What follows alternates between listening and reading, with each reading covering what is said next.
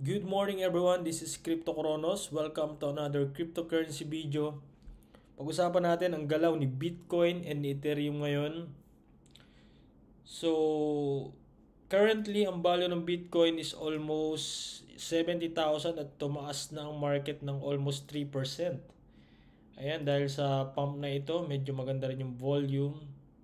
Consider as a bull plug. Ayan, consider as bull plug. So, alam naman natin, pag bull plug, magandang pattern yan or magandang senyales yan na pwedeng umakit ang market.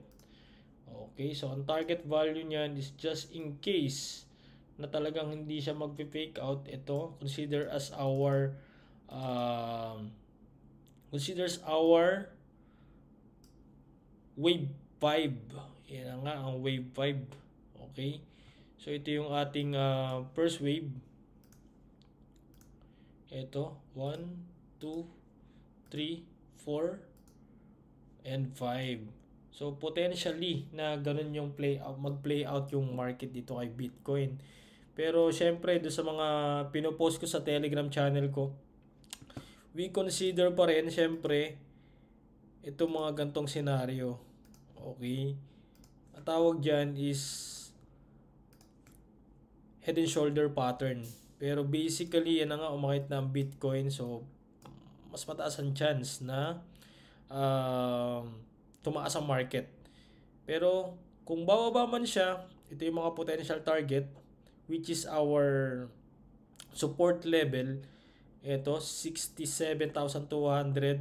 Then, kung mag-bounce hanggang dito sa almost 64,600, our support level. Yan. Kung mababasag itong resistance or support level sa head and shoulder pattern. Just in case. Pero kung mag-play out na yung um, inaabangan kong wave 5 ni Bitcoin, so potentially pwedeng umabot ang market ng almost 80,000 or 78,000 to 80,000. Yan kay Bitcoin. Actually, meron akong maliit na position dito kay Bybit. Kung wala pa kayong Bybit or Bybit, meron akong link sa baba sa description. Pwede mong gamitin yan. Okay. So, Ethereum naman. Ethereum, maganda-ganda rin ang galaw ni Ethereum ngayon. So, potentially, nag-breakout na yung inaantay natin dito rin na bull plug din.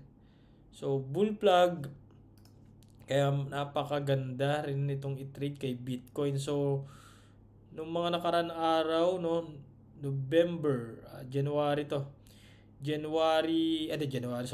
May 24. May 24 nag-pump ito. So, na-trade natin yan.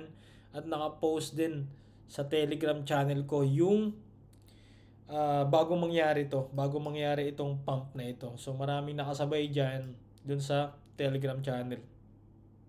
So, right now, ang maganda dito is nagbumasag na paitaas ulit. Nag-create muna siya ng ng channel dito. And then 1, 2, then boom. Okay. So, dito sa area na to, ito yung resistance natin, 3,980, almost 4,000. So, meron tayong mga resistance level dyan sa area na yan. Pero I'm very bullish kay Ethereum dahil maganda-ganda yung cut nito just in case mag-play out yung market. So, ito yung inaantay natin sa altcoin season. Alright? Kasi pag tumaas ang Ethereum, potentially na tumaas din yung mga token na nasa loob nitong Ethereum. At the same time, yung ETF is na-approve na rin. Ethereum ETF. Okay, so mas marami ang makakilala dito kay Ethereum ngayon. Alright, so kung mag-play out itong market, just in case na yan ang abutin, almost 26% from the previous value.